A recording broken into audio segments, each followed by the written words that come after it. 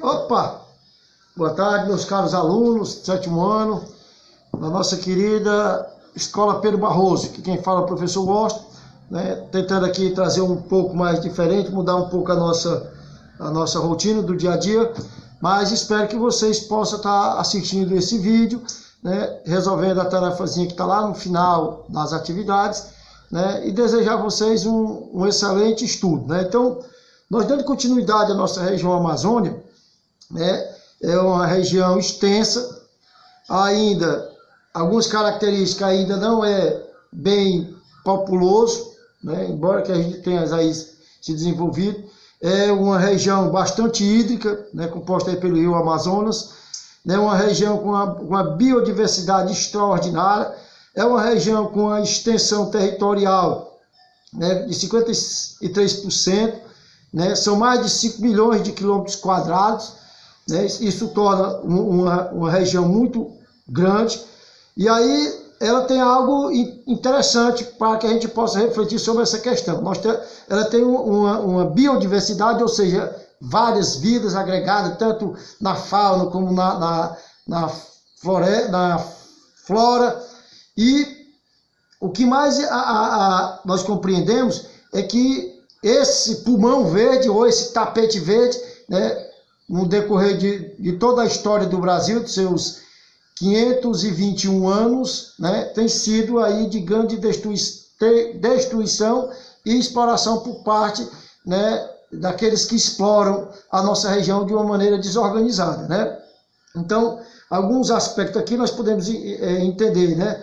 Temos os nossos relevos aí, né, composta aí de uma rede de rios extraordinário, né? E um dos principais aí é o nosso rio Amazonas, né? Nós temos aí essa vegetação que vocês observam, né? Que eu vou trazer aqui nessa imagem, né? Essa diversidade que nós temos aqui, e uma preocupação para os dias atuais é que ela está se queimando, está se deteriorando de uma forma rápida, né? Dentro desse cenário que vocês observam aqui, nós temos aí, hoje em extinção, nós temos a preguiça. Hoje em extinção aqui nós temos a nossa águia. Hoje em extinção aqui nós temos a nossa arara azul, né? E por mais que nos preocupe, hoje nós temos essas árvores aqui, a fauna, aliás, a fauna não, a flora, né?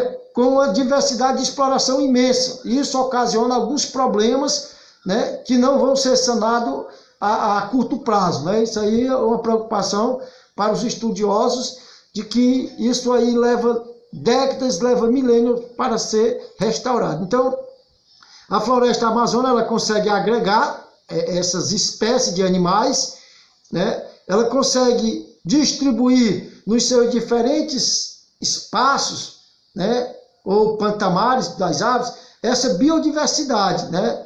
É uma floresta imensa, com baixas temperaturas. Isso proporciona uma questão muito interessante pela questão do clima e pela questão da fertilidade, pela questão do respirar para o mundo. Então, a floresta amazônica, ela tem essas características essenciais, né, para o desenvolvimento do mundo, não só, né, do Brasil, mas do mundo, né? Há poucos dias agora eu estava vendo aí a questão da biodiversidade com relação à indústria farmacêutica. Então, cada árvore que é destruída, né, nós devemos compreender, numa perspectiva humana, que é um passo a menos que nós damos em relação ao avanço da ciência. A ciência e a natureza, ela deve caminhar de uma perspectiva igualitária, né, ambas se ajudando. Esse é o papel da ciência, esse é o papel da educação. Então, nós só vamos conseguir algo de positivo quando nós agregarmos de uma maneira justa e pacífica esses entendimentos, tá? Esses entendimentos.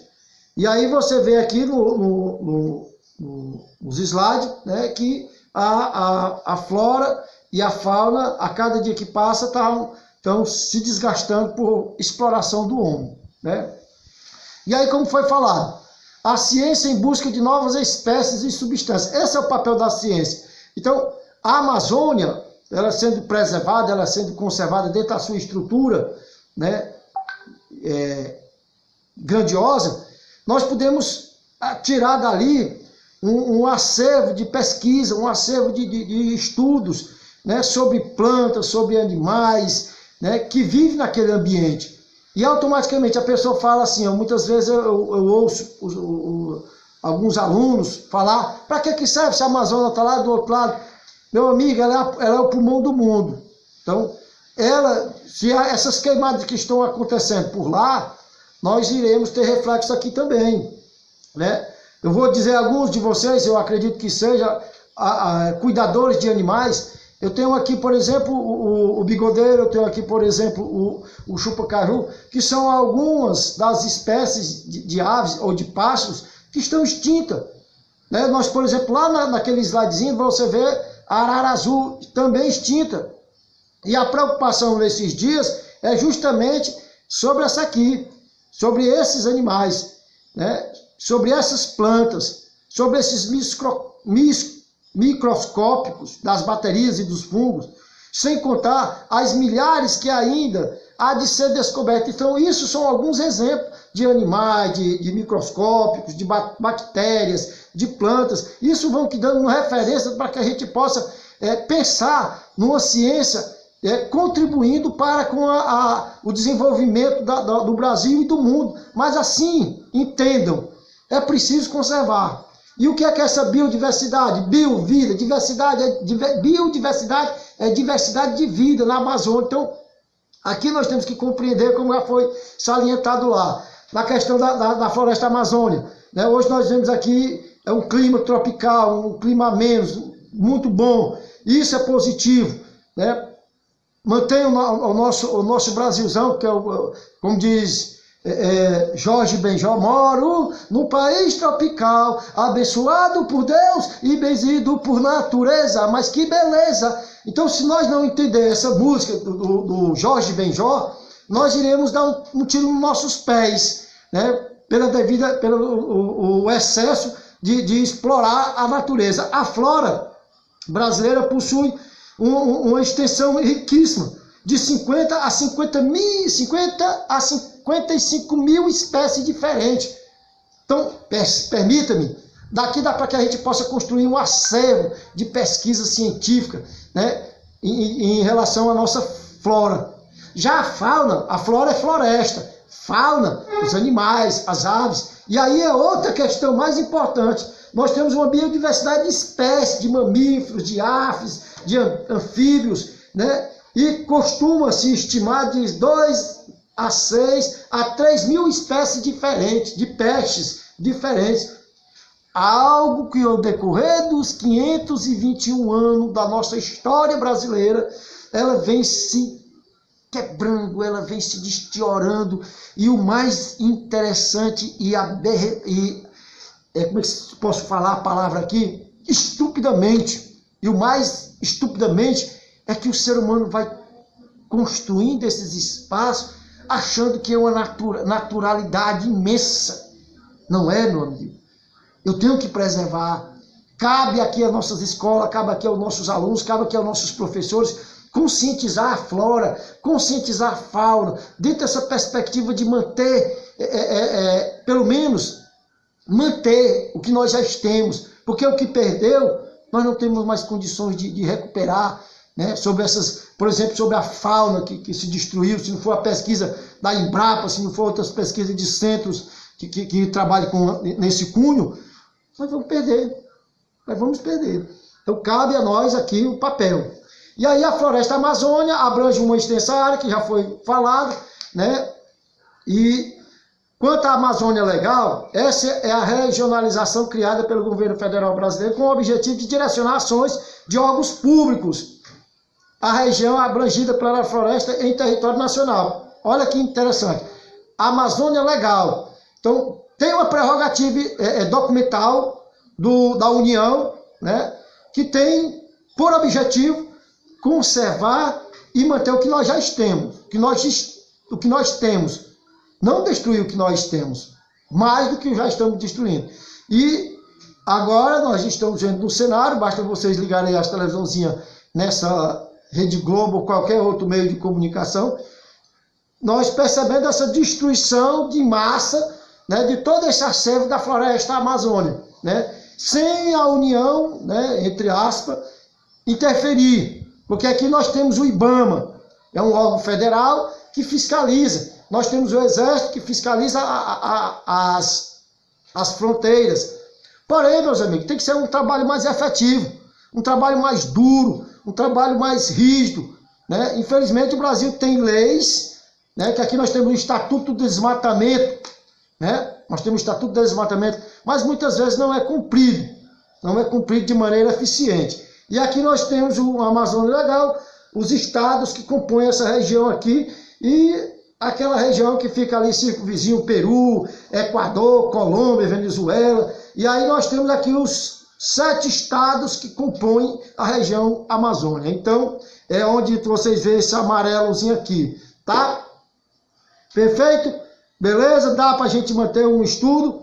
E aqui vocês podem observar nos mapas, né, fonte histórica, que há uma perspectiva muito bonita dessa Amazônia, né, dessa biodiversidade. Nessa imagem aqui, nós agregamos diferentes aspectos, né, regionais da região norte.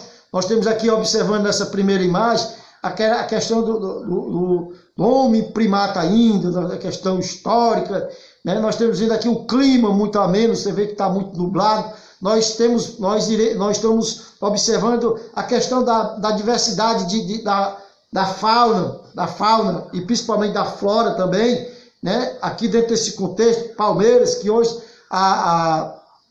ao decorrer do tempo, historicamente, estão se sumindo do mapa, e é uma grande preocupação sobre essas questões da preservação da fauna e da flora aqui do território brasileiro.